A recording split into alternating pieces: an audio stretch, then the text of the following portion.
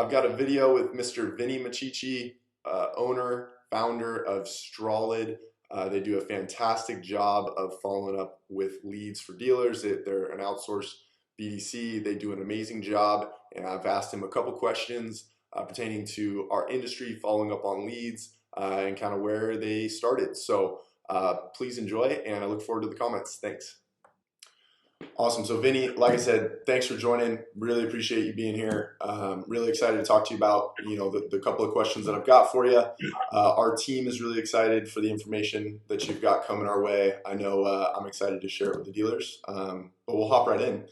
So Vinny, as the owner, founder of Strolid, tell me a little bit about how you guys formed, where you guys came from, and how your products and services have evolved into what they are today. Yeah, sure. Well, nice to join you. So first of all, I've known your dad for quite a while, so good dude. Yeah, that's what I hear. Anyway, so I've been in retail automotive for about 25 years. Started. I like to tell my stories. I went to college right out of high school, and I majored in drinking beer and playing pool and goofing around. That's a cool major. I gotta find that.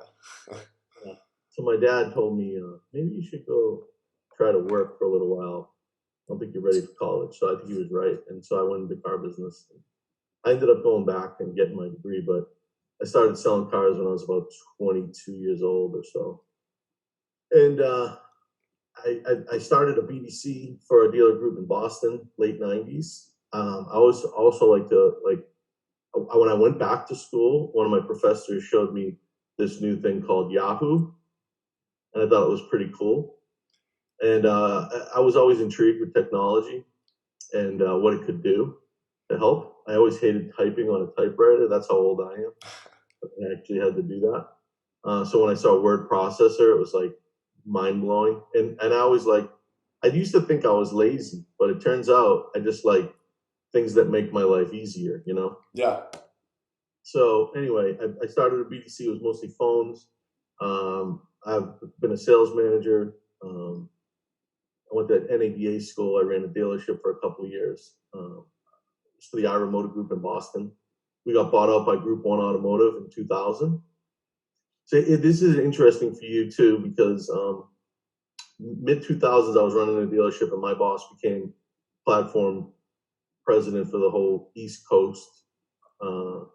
And wanted me to do what we did in Boston for all the dealers in the whole East Coast. So at the time, we didn't have the technology we have today. Believe it or not, websites weren't really optimized and used properly, and photos and notes and reviews were just starting to become a big deal. Social media was just starting to. So it was fun for me because it was all new, Yeah. And I got to go for a ride and learn as I went. But the good news for me was I knew more than all the dealers did, even though I wasn't necessarily an expert, Yeah. so to speak. So we rolled out every dealership from New Hampshire to far south is Florida, as far west as New Orleans. I had a centralized BDC up in Boston with about 100 people that worked for me. I also handled all the e-commerce for all the dealers. So I watched and we tracked leads for a long time before, CRM was even a big deal. We used a really crappy CRM back then, but we used an ILM that was called NetTrack. That was the first lead management system that didn't actually, it wasn't part of the CRM. So anyway, not to bore you, but we got to play around with all that. And in 2013, I left Group 1. They wanted to centralize everything into Houston. I didn't want to really move to Houston, so I left. Didn't know what I was going to do. Got a lot of offers from dealer groups to help them, and came up with this idea to outsource it, just like I did at Group 1. So it was like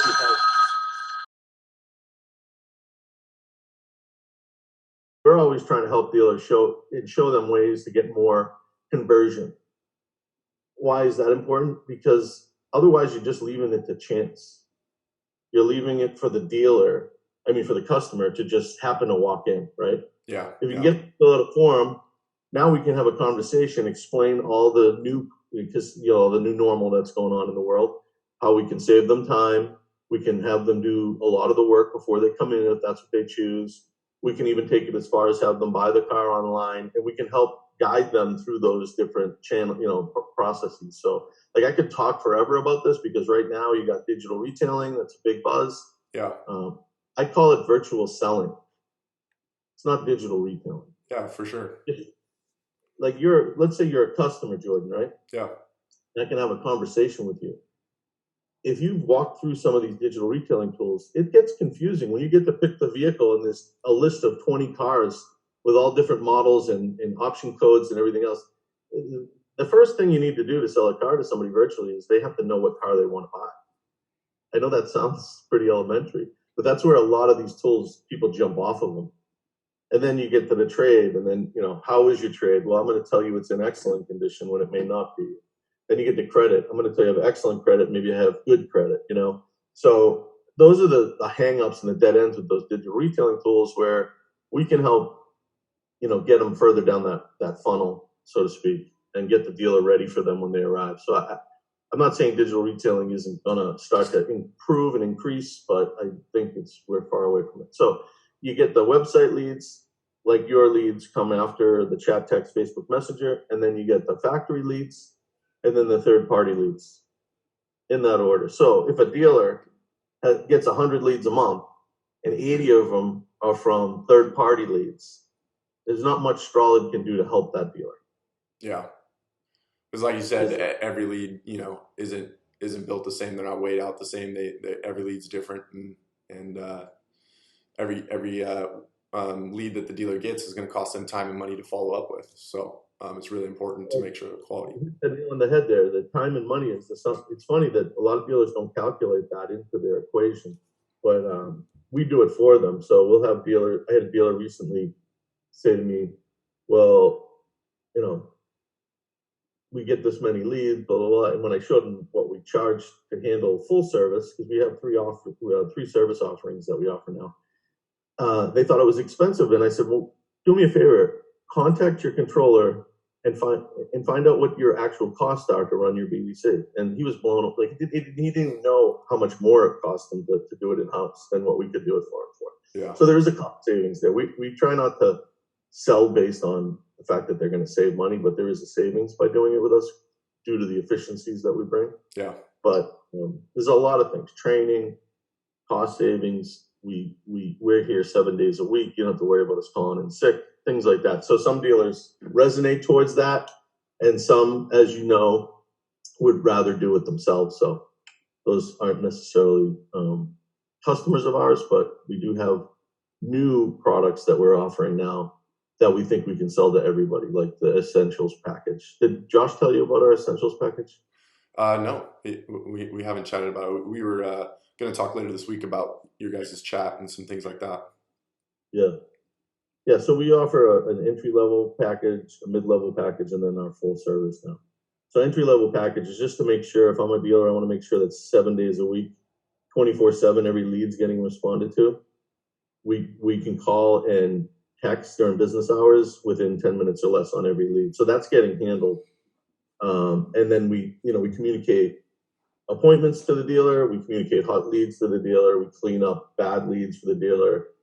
We give them a bucket just that says, this is what you should be following up on from this point forward. Yeah. So that it's less labor involved for us, so it costs less, right? Then the next package is our expanded package, which we're now offering we're handling it for 3 days, and then the full service. Obviously, we don't ever stop it. Yeah. So, just wanted to throw that out there. Very cool. Yeah, I like the tiers of packages.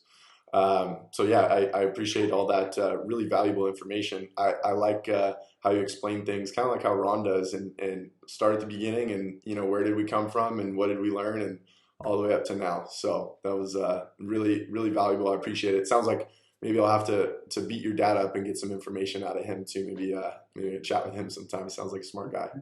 So. Cool. Well, Vinnie, I really appreciate your time. Thank you for all this valuable information, and I have no doubt that I'll be talking to you soon. Yeah, keep rocking and rolling with the Pureinfluencer. It works really well, and we try to get every dealer to talk to you guys. So Oh, thank you. We really appreciate that. All right, buddy. All right. I'll talk to you soon. All right, bye-bye.